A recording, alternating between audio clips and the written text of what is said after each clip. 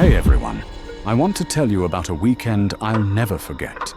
One that started out like a fun little escape, but quickly turned into something, well, I still don't know what to make of it. It happened at my cousin Emily's cabin, way out in the middle of nowhere. I thought a few days away from the city noise would do me good. But by the time Sunday night rolled around, I was wishing I'd never left. So Emily's cabin is this old wooden place tucked deep in the forest. No cell service, barely any electricity. You have to drive down a long dirt road. And once you're there, it's just trees and silence for miles. The kind of silence that feels heavy, almost like it's watching you back. Emily and her friend Sarah were already there when I arrived Friday afternoon. We spent the day hiking, telling stories, and roasting marshmallows by the fire. It was nice, normal even. But I noticed something weird as soon as I got there. Scratch marks on the front door. Not like from a dog or a raccoon, but long, deep, jagged scratches, like someone had clawed at it with nails or maybe a knife. I mentioned it to Emily. She laughed it off, said maybe some kids passed by, or it was just the old wood creaking weird. But I couldn't shake the feeling it was more than that. That night, everything felt off. The usual sounds of the forest, the crickets, the wind rustling through the leaves, were strangely quiet, almost like the forest was holding its breath. I tried to call my mum, just to check in, but none of the phones worked. Emily's cell was dead, mine too. Even the landline was silent. No dial tone. That's when the first real chill hit me. No signal, no calls, no way out if something went wrong. The cabin smelled musty, like wet wood and old smoke. I kept feeling like something was just outside the windows, watching, waiting. Every time I peeked out, I'd seen nothing but shadows and trees bending in the breeze. But that breeze never felt natural, more like a slow exhale. I told myself to relax. It was just the woods playing tricks on me. Sarah was joking around, Emily was busy fixing dinner, and I was probably just tired from the drive. But then, around midnight, Sarah was gone. At first, I thought she was just messing with us, maybe sneaking out for a smoke or a late-night walk. But when Emily and I started calling her name, no answer. Not a single word back. I grabbed a flashlight and stepped outside, the beam cutting through the thick darkness. The trees looked like giant shadows, twisting and shifting with every step I took. The air was cold and smelled like damp earth and pine needles. Then I heard it. A slow, dragging noise from somewhere in the woods. Like something heavy being pulled across the forest floor. It wasn't close, but it wasn't far either. It made my skin crawl.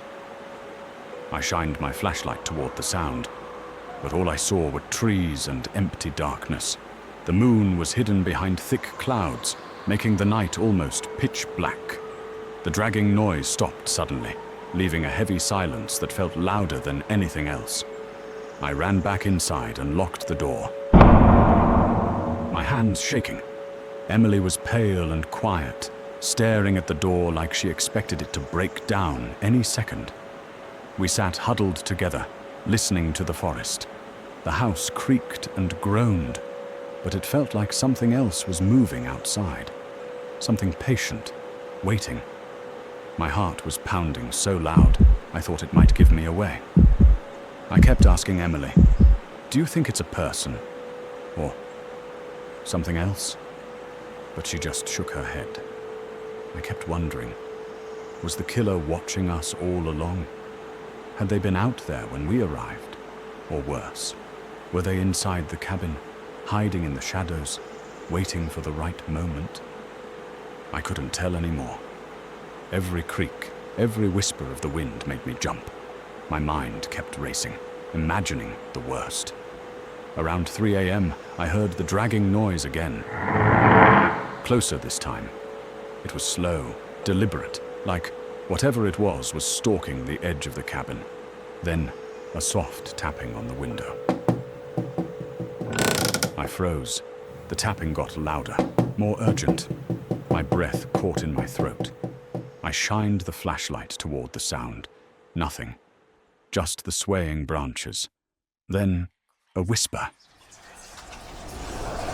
So faint, I almost didn't hear it. But it was there. Go away. I backed away, heart pounding. The tapping stopped.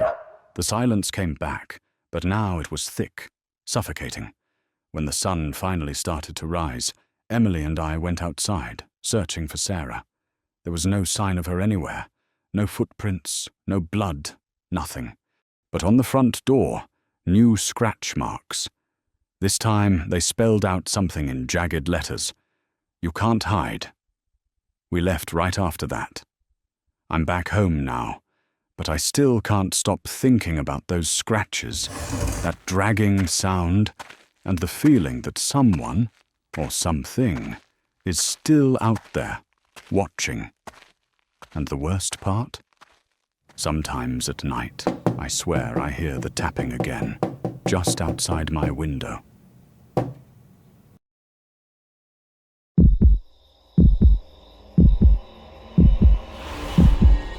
Story 2. If that sounds chilling, wait until you hear what happened a few months later, back in my hometown. This next story takes place at our high school reunion, a night that started with laughter and ended with something I still can't explain. So, we all went back to the old high school gym for the reunion. You know, that place stuck in time, with cracked bleachers and faded banners hanging from the walls. It smells like old popcorn and sweat, a smell that instantly takes you back. Everyone was joking around, catching up, trying to act like we didn't still remember who got grounded or who skipped class the most. Michael, one of the guys from our group, was his usual goofball, pulling pranks, trying to make us laugh. Then we heard the old story again, the legend of the masked man who supposedly haunts the school, especially on reunion nights. We all laughed it off, making jokes about ghosts and killers hiding in the gym's shadows. But something about the way everyone quieted down when the story came up made me uneasy. Michael disappeared right before the group photo. At first, I thought he was just joking around, hiding to mess with us. But when I called out for him, no one answered. The mood shifted. That laugh felt hollow. I wandered around the gym, the floorboards creaking under my shoes. The lights flickered, like the whole building was struggling to stay alive. The air was thick and stale, like a forgotten basement, mixed with the sharp tang of old sweat and dust. Then I saw it. A dark red pool behind the gym, shining wet and fresh on the concrete floor. My stomach twisted. The blood looked too real to be a prank. My hand started shaking. I couldn't breathe right. Was this some sick joke? But deep down, I knew it wasn't. My mind raced. Where was Michael? Was he hurt? Was someone out there watching me right now? Every sound grew louder. The distant hum of the broken air conditioner, the rustle of leaves outside, even my own heartbeat pounding in my ears. I tried calling out Michael's name again, voice barely above a whisper. No reply. I moved toward the locker rooms, each step slower, heavier. That's when I heard it, a soft creak from the shadows near the bleachers, like someone was moving, but not quite stepping. I froze. A chill ran down my spine. The gym lights flickered violently, plunging me into near darkness. My flashlight, thank God I had one, cut through the black like a thin blade, shaking as much as I was. Then I heard footsteps, slow, deliberate, getting closer. I could barely move. My skin felt icy, but sweat trickled down my back. The footsteps stopped just outside the light's reach. A deep, rasping breath echoed. I whispered, "Michael?" No answer. Suddenly, the masked man from the legend stepped into the beam. Only it wasn't a mask. It was a face. Distorted, pale, eyes hollowed like empty sockets. I screamed and bolted for the exit. The footsteps chased me, pounding like thunder behind me until I burst outside into the cool night air. I never saw Michael again. Now, whenever I'm alone and hear a creak in the dark, I can't help but think it's footsteps coming back for me. And honestly, I'm scared they're not just in my head. Story 3. You'd think after that, I'd want to lay low. But then there was this one last night that still haunts me. Something so ordinary it almost tricked me, until the nightmare began.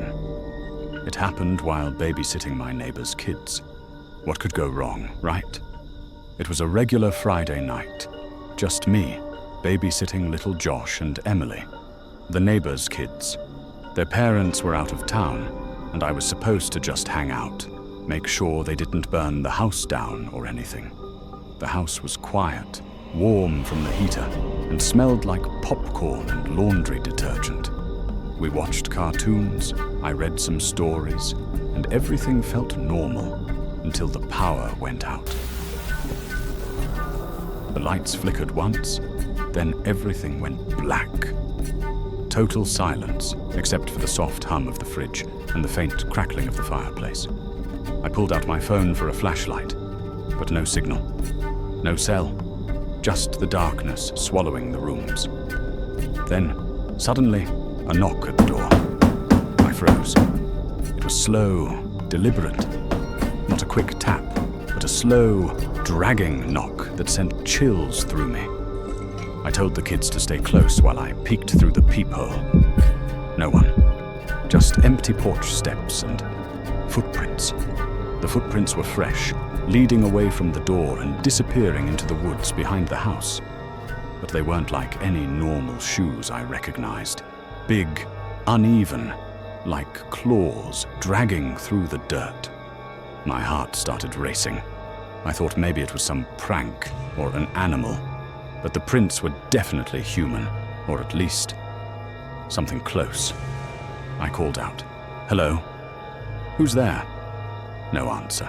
The kids were whispering now, scared. I tried to calm them down, but my mind was spinning. Who or what was out there? I locked the door, but the knocking started again. Louder this time, more urgent. I grabbed a flashlight and slowly moved to the window, shining the beam into the woods. The tree looked like giant shadows, twisting and moving in the weak light. Then, in the distance, I saw a figure, tall, hunched, and it vanished just as I blinked. The knocking stopped suddenly. I checked the backyard the next morning. No footprints, no signs of anyone else.